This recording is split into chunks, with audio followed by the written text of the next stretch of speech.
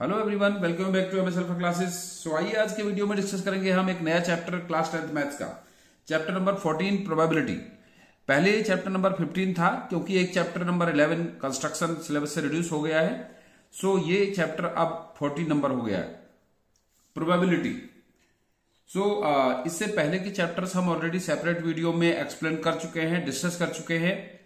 सभी चैप्टर्स का पहले हम बेसिक इंट्रोडक्शन डिस्कस करते हैं, उसके बाद में उसके एनसीईआरटी की एक्सरसाइज के क्वेश्चंस डिस्कस करते हैं, फिर उसके इंपॉर्टेंट एग्जांपल्स डिस्कस करते हैं, एंड देन लास्ट में हम जो प्रीवियस ईयर के बोर्ड क्वेश्चंस हैं उस पर्टिकुलर चैप्टर से जो बोर्ड एग्जामिनेशन में आए हुए हैं उन क्वेश्चंस को डिस्कस करते हैं। इस चैनल पे आपको हर चैप्टर से रिलेटेड सब पूरा मटेरियल मिलेगा, तो आप वहां जाके उनको चेक कर सकते हैं, उनको देख सकते हैं, उनको समझ सकते हैं।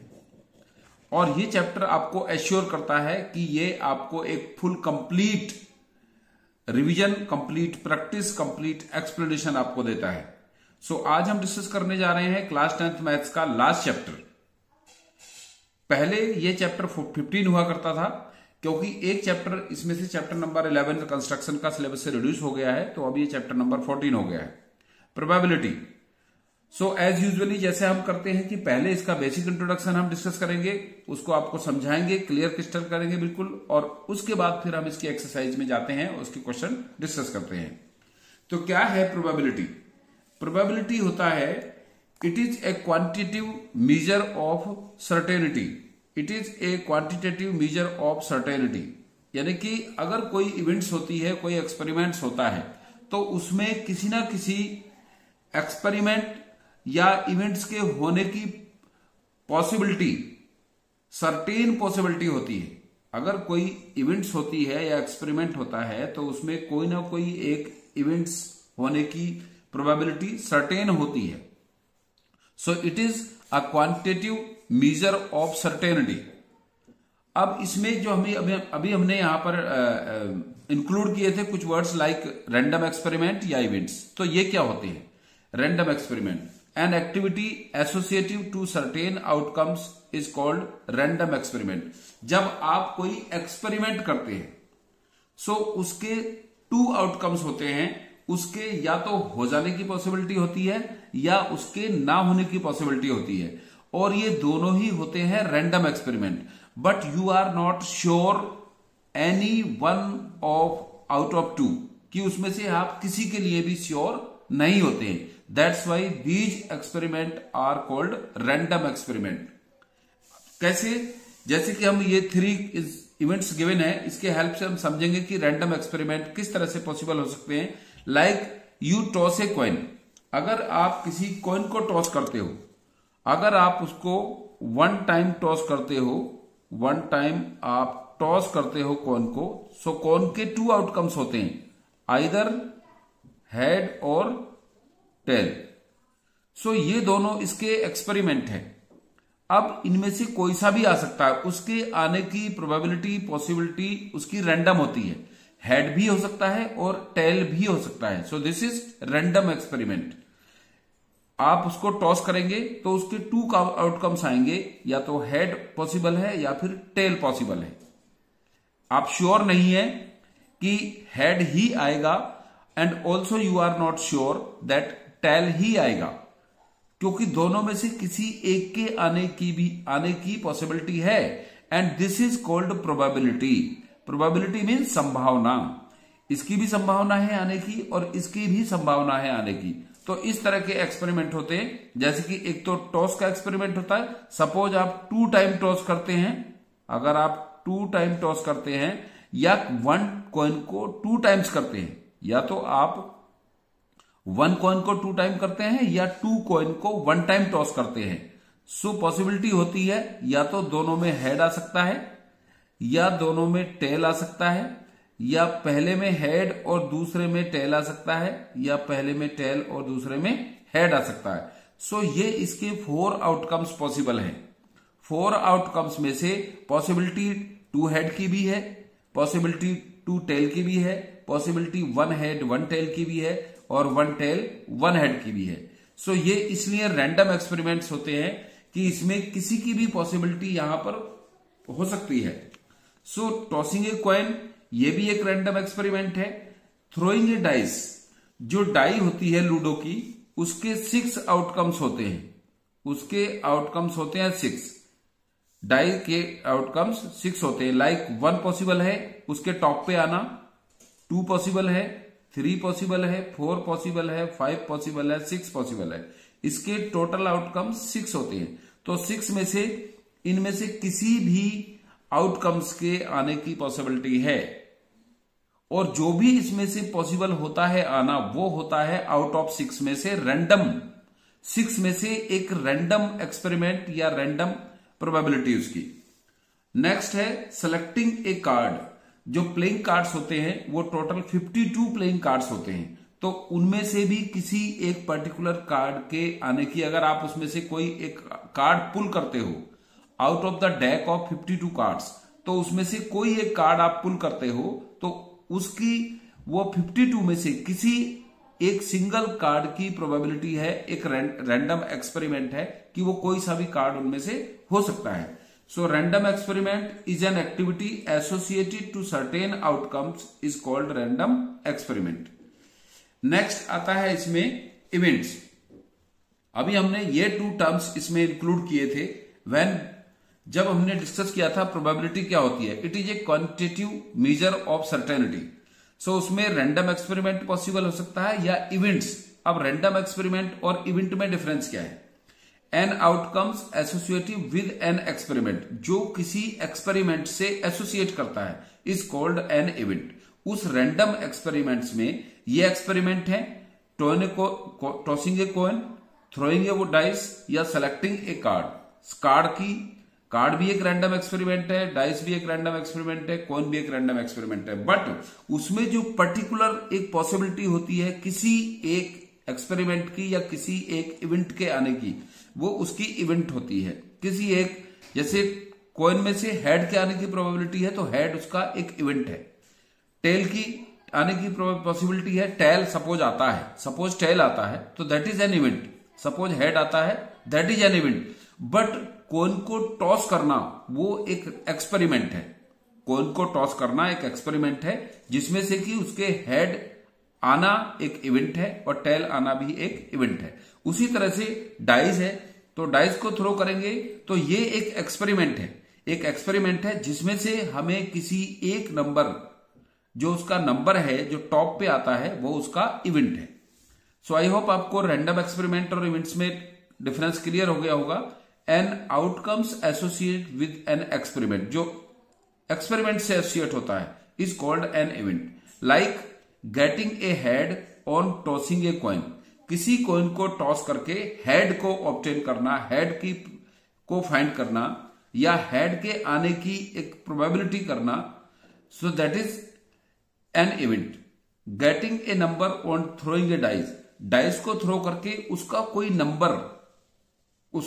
नंबर फाइंड करना, that is also an event. या getting a face card when a card is drawn from a pack of 52 cards, 52 cards में से किसी एक कार्ड को पुल करना, और अगर सपोज वो फेस कार्ड है, सो ये फेस कार्ड भी उसका एक इवेंट है। मैं इसको दोबारा से एक बार क्लियर कर देता हूं।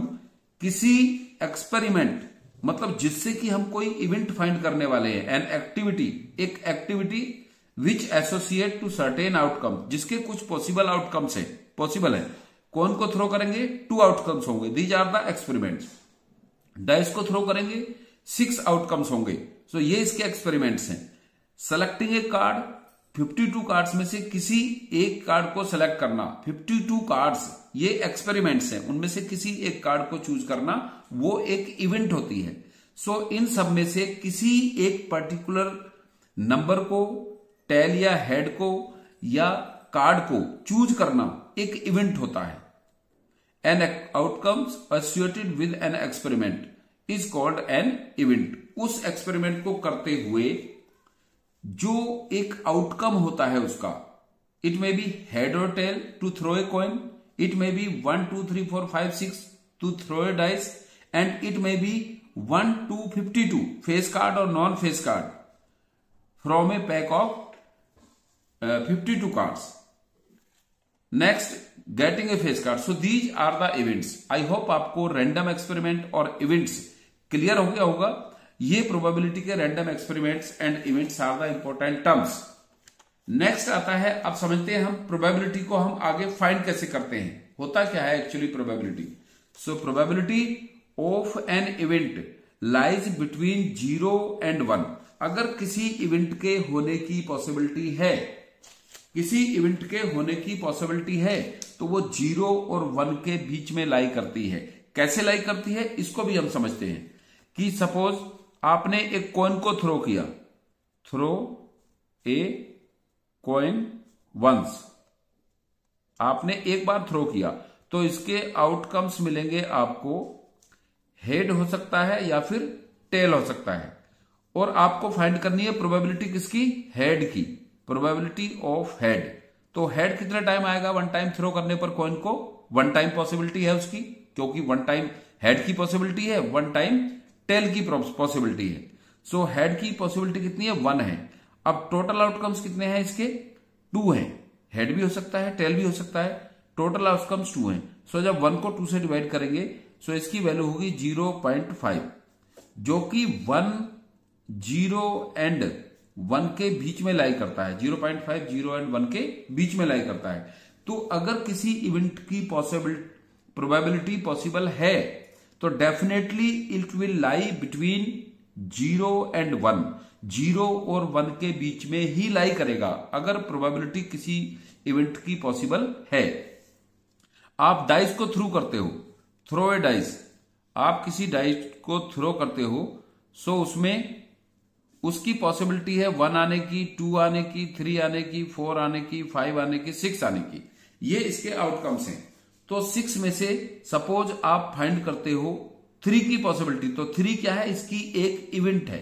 अगर 3 की पॉसिबिलिटी आप प्रोबेबिलिटी फाइंड करते हो, प्रोबेबिलिटी ऑफ एन इवेंट, और इवेंट क्या है 3, सो ये होगा। अब क्योंकि 3 इसकी इवेंट है और ये आउट ऑफ 6 1 इवेंट है, आउट ऑफ 6 1 इवेंट है, out of 6 total outcomes upon event.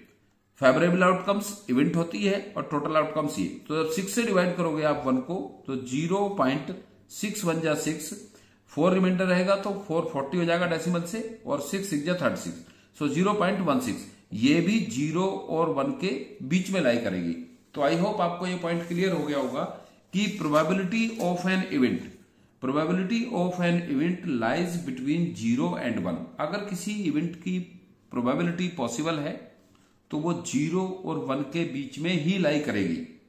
Probability find कैसे करते हैं हम, probability of an event equals to favourable outcomes.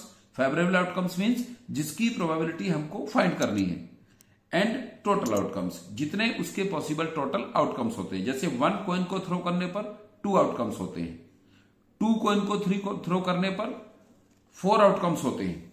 अभी हमने यहां पर किया था 2 कॉइन को थ्रो करने पर या 1 कॉइन को 2 टाइम्स थ्रो करने पर 4 आउटकम्स होते हैं। एंड अगर सपोज हम 3 कॉइन्स को करते हैं या 1 कॉइन को 3 टाइम्स करते हैं, 3 कॉइन को हमने टॉस किया, तो यहां हम समझ लेते हैं, ये एक इंपॉर्टेंट पॉइंट है। जैसा कि यहां पर इसमें एक सीक्वेंस था कि 1 कॉइन को टॉस किया तो 2 आउटकम्स, 2 कॉइन को टॉस किया तो 4 आउटकम्स, 1 को टॉस किया 2 आउटकम्स, 2 को किया 4 आउटकम्स, 3 को करेंगे तो 6 आउटकम्स नहीं होंगे। तो ये एक ऐसा नहीं होता कि ये इतने आउटकम्स होंगे। इसके लिए जैसे कि आप उसको चेक करेंगे, उसके पॉसिबल आउटकम्स क्या हो सकते हैं, क्या हो सकता है, ऑल 3 आउटकम्स में 3 हेड टेल हो सकते हैं, 3 हेड हो सकते हैं, या फिर 2 हेड 1 टेल हो सकता है, या 1 हेड 2 टेल हो सकता है, या 1 टेल 2 हेड हो सकता है, या 2 टेल 1 हेड हो सकता है, या हेड टेल हेड हो सकता है, या टेल हेड टेल हो सकता है। सो 1 2 3 4 5 6 7 8। तो ऐसा नहीं है कि 1 कॉइन को टॉस करने पर 2 आउटकम्स, 2 को टॉस करने पर 4 आउटकम्स, 3 को टॉस करने पर 6 आउटकम्स नहीं होते हैं, ये 8 आउटकम्स होते हैं। तो हम ये इसके आउटकम्स से इसको आइडेंटिफाई या कैलकुलेट करते हैं कि कितने पॉसिबल इसके आउटकम्स हो सकते हैं।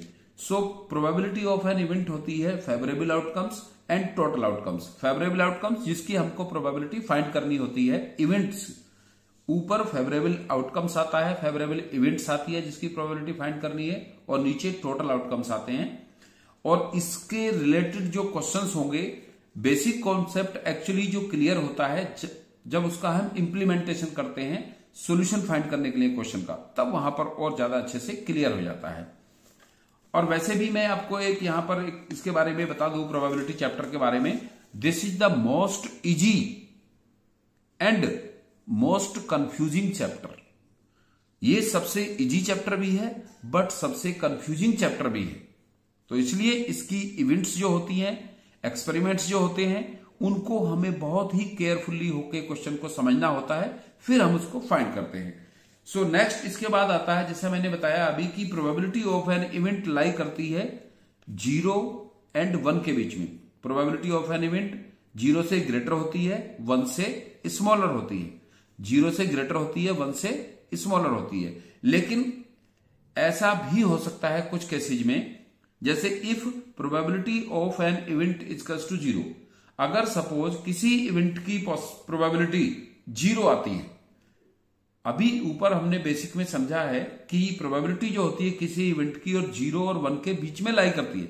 सपोज उसकी प्रोबेबिलिटी 0 आती है, सो ऐसी इवेंट इम्पॉसिबल इवेंट होती है।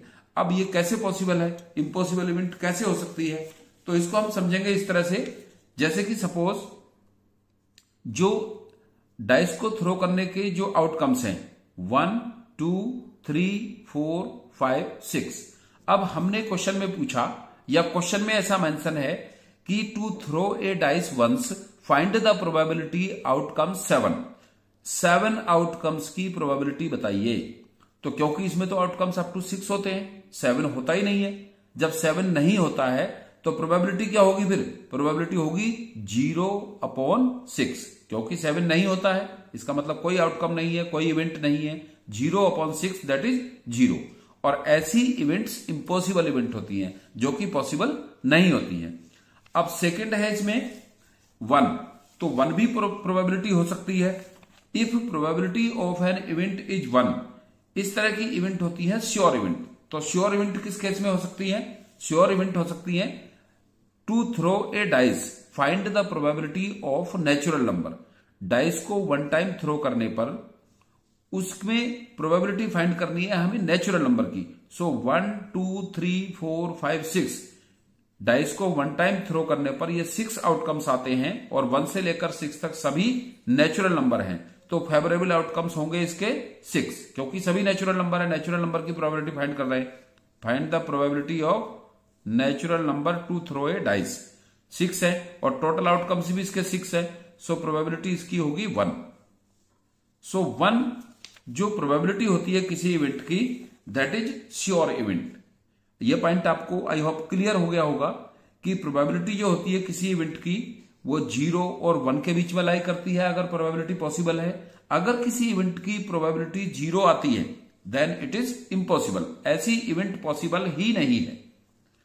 और अगर किसी इवेंट की प्रोबेबिलिटी 1 आती है then it is certainly sure, ऐसी इवेंट श्योर होती है, कंफर्म होती है, उसमें फिर प्रोबेबिलिटी नहीं होती, दैट इज प्योर, यानी दैट इज 100% पॉसिबल। सो ऐसी इवेंट श्योर इवेंट होती है। सो इसलिए हम इसको इस तरह से भी शो करते हैं कि probability of an event is greater than 0 और इक्वल टू 0। इक्वल टू 0 भी हो सकती है इम्पॉसिबल इवेंट की, और ग्रेटर देन 0 तो होती ही है, एंड ऑल्सो लेस देन या स्मॉलर देन 1। स्मॉलर देन 1 होती है किसी इवेंट की प्रोबेबिलिटी, और 1 भी पॉसिबल है, smaller than 1 and equal to 1 भी पॉसिबल है। सो 1 किसके लिए पॉसिबल है, जब श्योर इवेंट होती है। अब इसका लास्ट पॉइंट हम समझते हैं कि sum of elementary events. Sum of elementary events क्या होता है, एलिमेंट्री इवेंट्स है, suppose you have throw a coin, throw a coin, आपने कॉइन को थ्रो किया वंस, एक बार थ्रो किया, तो उसके आउटकम्स आते हैं आउटकम्स आते हैं हेड आएंगे या फिर टेल, या तो हेड आएगा वन टाइम थ्रो करने पर कॉइन को, या फिर टेल आएगा। तो इसमें जो टोटल आउटकम्स हैं, total outcomes equals to 2। Head और टेल कितने आउटकम्स पॉसिबल है इसके? 2 पॉसिबल है। हेड भी आ सकता है और टेल भी आ सकता है। फाइंड करना है हमें probability of head. Probability of head, head कितने टाइम आया ऐसा पॉसिबल है इसमें? 1 टाइम। अगर आप कॉइन को 1 टाइम थ्रो करते हो तो हेड की पॉसिबिलिटी 1 टाइम है। सो प्रोबेबिलिटी ऑफ हेड होगी 1/2। फेवरेबल आउटकम्स, क्योंकि हेड की फाइंड कर रहे हैं, टोटल आउटकम्स क्योंकि 2 है इसके, सो 1/2 इक्वल्स टू 0.5 प्रोबेबिलिटी होगी इसकी। और फाइंड करना हमें probability of not head. Not head equals to, not head की प्रोबेबिलिटी कितनी होगी? नॉट हेड की प्रोबेबिलिटी, अगर हेड नहीं आया तो फिर क्या पॉसिबल है? टेल पॉसिबल है। और टेल भी कितने टाइम पॉसिबल है? 1 टाइम थ्रो में 1 time. So 1 upon total outcomes 2, that is also 0.5। सो जो अभी मैंने बताया आपको कि sum of the elementary events, सो ये एक एलिमेंट्री इवेंट्स है और ये भी एक एलिमेंट्री इवेंट्स है।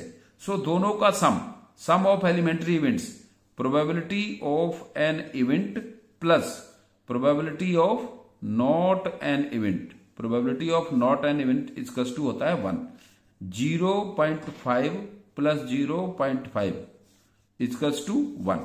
सो इस तरह से ये होती है एलिमेंट्री इवेंट्स। अगर हम लूडो के केस में, डाइस के केस में हम देखते हैं तो जैसे इसके आउटकम्स होते हैं to throw a dice once, to throw a dice once. So इसमें पॉसिबल है 1, 2, 3, 4, 5, 6, ये 6 आउटकम्स पॉसिबल है। तो 1 की प्रोबेबिलिटी ऑफ 1 इक्वल्स टू 1/6, क्योंकि ये 1 टाइम ही पॉसिबल है। तो probability of 1 out of 6, and probability of 2/6 नहीं होगा, क्योंकि 2 की जो पॉसिबिलिटी है, प्रोबेबिलिटी है, वो भी तो 1 होगी, क्योंकि 2 भी एक बार पॉसिबल हो सकता है आना। जब 1 टाइम हम थ्रो करेंगे डाइस को तो 2 1 टाइम ही तो आ सकता है 1 थ्रो में। तो इसकी प्रोबेबिलिटी भी 1/6 हो गई। एंड प्रोबेबिलिटी ऑफ 3 भी 1 टाइम है, तो 3 की प्रोबेबिलिटी भी 1/6 होगी। प्रोबेबिलिटी ऑफ 4, इसकी प्रोबेबिलिटी भी, 4 की प्रोबेबिलिटी भी 1/6 होगी, क्योंकि 4 भी 1 टाइम आएगा 1 टाइम थ्रो में। एंड प्रोबेबिलिटी ऑफ 5, इसकी भी पॉसिबिलिटी कितनी है? 1 टाइम है 5 की भी, क्योंकि 5 भी 1 टाइम पॉसिबल है अपॉन 6। एंड प्रोबेबिलिटी ऑफ 6, सो 6 की भी पॉसिबिलिटी कितनी है? 1 टाइम पॉसिबिलिटी है, तो ये भी 1/6। सो ये सारे जो इवेंट्स हैं ये डाइस को 1 टाइम थ्रो करने के एलिमेंट्री इवेंट्स हैं। और जब हम इन सबको ऐड करते हैं, probability of 1 plus probability of 2 plus probability of 3, probability of 1 plus probability of 2 plus probability of 3 plus probability of 4 plus probability of 5 plus probability of 6, इन सबको हम ऐड करेंगे 1/6 plus 1/6 plus 1/6 plus 1/6 plus 1/6 plus 1/6। सो सभी के denominator same है, 6 होगा, और ऊपर 1 plus 1 plus 1 plus 1 plus 1 plus 1, 6/6, that is 1। So sum of elementary events is always equal to 1 होता है।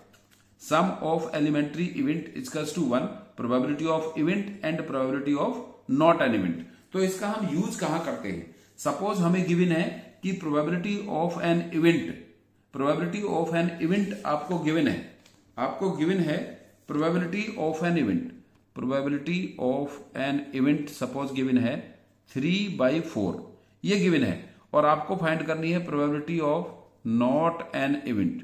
सो नॉट एन इवेंट कैसे फाइंड करेंगे?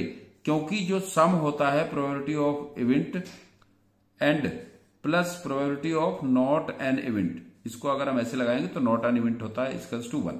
Probability of event and probability of not an event का sum 1 होता है। ये elementary events हैं और इनका सम 1 होता है।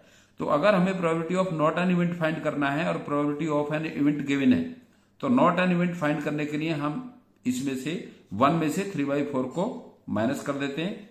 सो 4 1 जा 4, 4 1 जा 4, 4 minus 3/4 equals to 1/4। So probability of not an event 1/4 होगी, क्योंकि प्रोबेबिलिटी ऑफ एन इवेंट 3/4 है। So this was the all basic of this chapter probability. बहुत ज्यादा डिटेल में इसका बेसिक नहीं है, बहुत छोटा सा बेसिक है, छोटा सा इंट्रोडक्शन है इसका।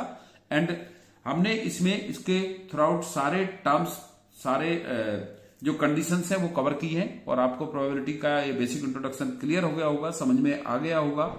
सिंपल है। इसके बाद हम नेक्स्ट वीडियो में इसके एक्सरसाइज के क्वेश्चन डिस्कस करेंगे, तो आप बने रहिए साथ में।